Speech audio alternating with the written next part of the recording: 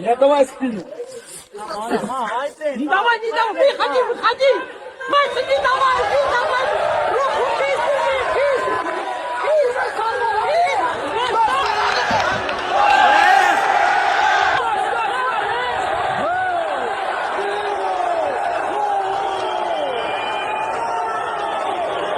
Руку Arman Tsarukyan maintains his impressive momentum beyond the UFC octagon. During the main event at Hype Brazil, Tsarukyan forced Mohamed Mokaev to submit via rear naked choke at 7:46 of the bout. Mokaev chose not to tap out and eventually lost consciousness to the UFC lightweight contender's submission hold. A lot of pointing to the middle tonight. Just having a good time. Hey. Really great stuff.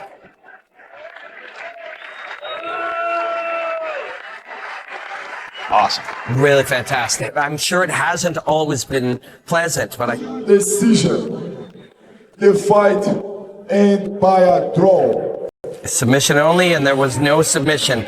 The co-main event featuring Bryce Mitchell against John Silva concluded in a stalemate following an intense back-and-forth war between both fighters. No padding either, bare knuckle.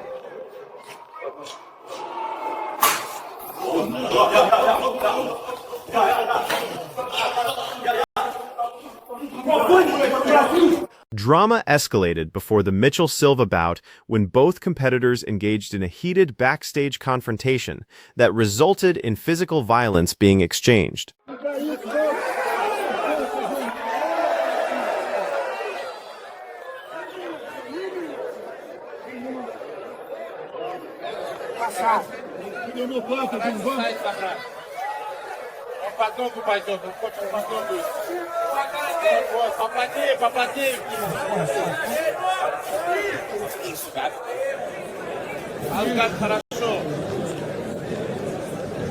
Additional significant matchups featured Shara Bullet facing Edson Barbosa, which similarly concluded without a decisive winner.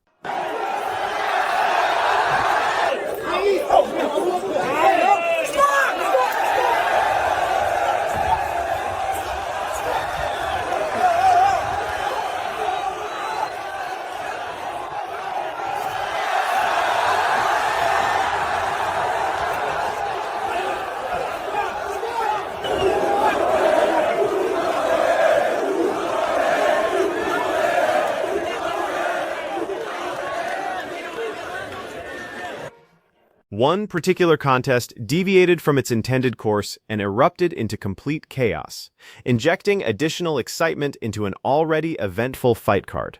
I mean, definitely, I wouldn't say bothered, but I would just say, more like bummed, just a little bummed, just thought that, I was a shoo-in for that spot, like I'm the one that brought Trump into UFC back in 2018, when no one was supporting him. There wasn't an athlete alive that was walking around Times Square supporting him like I was, wearing a MAGA hat through Times Square with my belt and, going to media tours, at Sports Illustrated, ESPN, and everybody calling me the white elephant in the room for supporting Trump and wearing a MAGA hat. So, I thought that, I was going to be able to get that call to represent the U.S. and be on the White House card, but unfortunately it wasn't in their cards. Hunter didn't give me the opportunity. The UFC didn't give me the opportunity. I wasn't going to go to Trump. Everybody's like, oh, you should have went to Trump and you should have just asked him for a favor. Man, he's got way more important things to worry about. We got to keep world peace right now. Like, unfortunately, I think the ship sailed for me going to the White House. It's piss poor at best. I think the fans have said it. I think the fans have spoken, the fans said they hate it. It's a terrible card. I mean, they promised 6 or 7 title fights. Now they have one title fight and then, an interim title fight that they just put together last minute. I mean, the thing was just so disorganized, Mike. I mean, they put it together last minute and just, there wasn't any big high ranking American fighters. I mean, I think they have 2 guys on there, Michael Chandler, who's, like 40 years old, and then Sean O'Malley, who's a great fighter. Love Sean, but besides that, I mean, who's the guys representing America on the 250th birthday of America? Doesn't seem like there's that guy there. So it just seems like they just don't care anymore. They made all that money with Paramount and they're just happy. So, it is what it is. Colby Covington expresses serious frustration with UFC leadership following his exclusion from the promotion's White House event. Covington maintains an active rivalry with Bonical, leading many to anticipate their potential collision at this prestigious show. The anticipated matchup failed to come together. During his latest MMA Junkie interview, Covington revealed his disappointment regarding his omission from the card while criticizing the entire lineup, describing the UFC White House event as severely lacking quality. Hi everyone, now that it's been a couple weeks since my release, I've had some time to kind of get back into things, get back into a normal way of life, get used to just doing the normal things, being home with the family, being there for my kids. And I just wanted to thank everybody for their love and support. Your words of inspiration, of encouragement constantly just lifted me up, myself and my family. So I just wanted to take this time here to thank everybody for the constant support. You have no idea what your words and your encouragement and your love has meant to me and my family. So just thank you. Now doing the work to get back to everyone, and just for myself now, just slowly get back out there without. I didn't want to overwhelm myself with the pace of life that I was getting used to now. All of a sudden, a new way of life, a new way of living, a new rhythm. So for myself, I just had to kind of get used to it, and I've been doing that. So again, just thank everyone, and it's good to be out. Cain Velasquez issued his inaugural public statement following his parole from California State Prison in February 2026, after completing approximately 11 months of his 5-year sentence related to a 2022 firearms incident. How do you feel about still hearing comments like the one shot Strickland recently made about you guys? The UFC fighter. Strickland? Oh. Yeah. Okay. Yeah. You know, I think that, don't you guys want, like, women in your country who are like, all right, the man's a man, and I think we should build up men to be men. But don't you want some Viking-ass women in your country to be like, I'm going to defend the house, I'm going to defend my kids, I'm going to defend myself at the gas station if I need to. Like, you want your nieces and your daughters. Sean Strickland would too. You know, like you want to be able to be a woman and be able to defend yourself. And I think what we represent up here is doing that. And so I think he's got a little bit twisted. I don't really pay attention to him or his words. I think they're sadly coming from a hurt place. And hurt people hurt people. And I think that he's being exploited a bit, and that pain is on full display. And you know, all you can really do is just pray for healing. Gina Carano addressed recent commentary from Sean Strickland regarding her upcoming fight. Strickland, known for his outspoken nature, recently downplayed the Carano-Rousey matchup during media obligations, describing it as a contest between aging competitors while predicting Rousey's clear victory. During Tuesday's media availability, Carano delivered a respectful counter-response. She implied that Strickland might be dealing with unresolved personal matters and expressed her intention to pray for his emotional recovery. Yeah, I want to say thank you guys for all the help. I came up a little short. I think could have gone either way, but I'm happy that I got my body back, most importantly. I was able to go 3 hard rounds, and I think I have a lot more to show. I brought you guys donuts because I need you guys heavy. I need you guys strong because I'm coming at 205, baby. Yeah. Hey! Let's go. Let's go. All right, hard work on 3. 1, 2, 3. Hard work. Let's go, baby. Let's go eat some donuts for me. Come on. Reinier de Ridder charts a new course forward.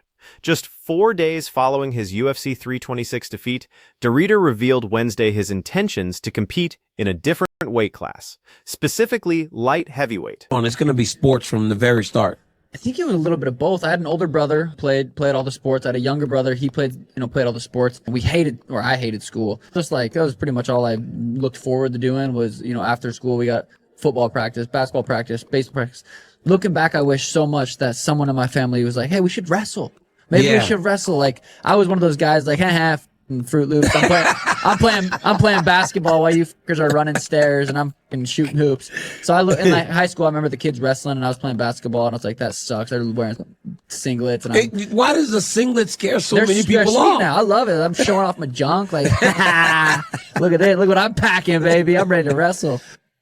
Sean O'Malley acknowledges a significant oversight in his combat sports journey, specifically his delayed commitment to wrestling fundamentals. During his UFC tenure, O'Malley's primary vulnerability has consistently been managing persistent pressure and ground attacks from skilled wrestlers like Merab Dvalishvili. In his recent conversation with Daniel Cormier, O'Malley expressed regret that nobody encouraged him to prioritize wrestling training during his formative years, recognizing how this foundation could have significantly altered his professional trajectory.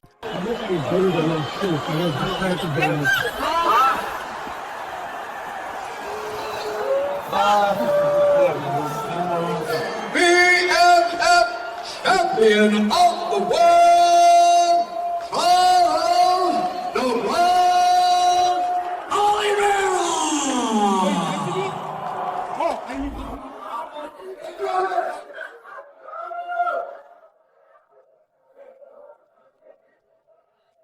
Hey,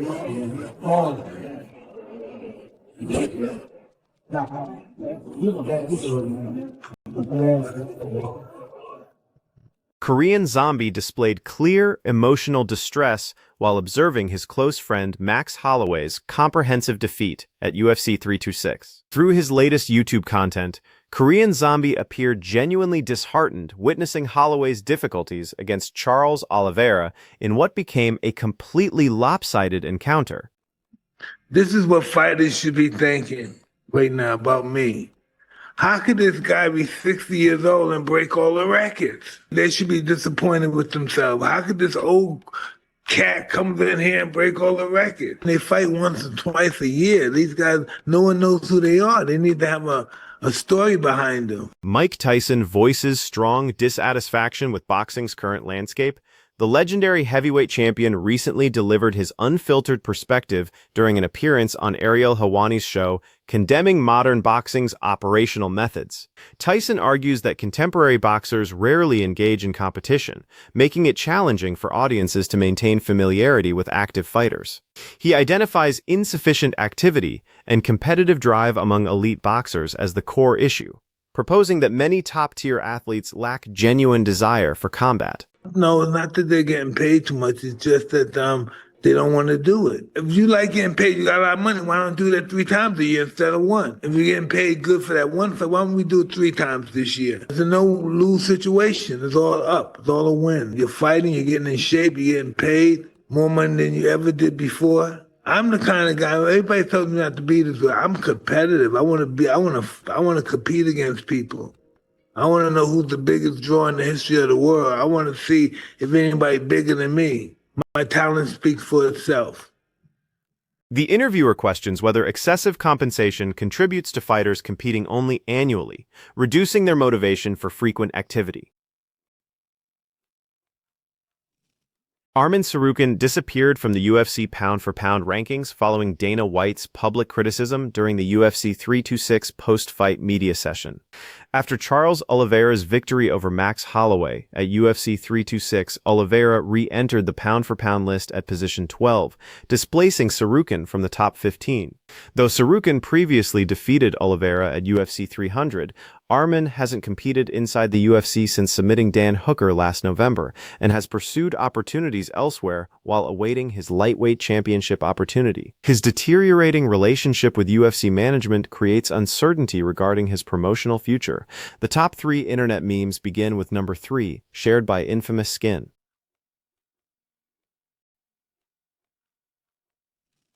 The second-place meme originated from Slimeshade's social media account. The top-ranked meme was created and distributed by Rare Putt across various platforms.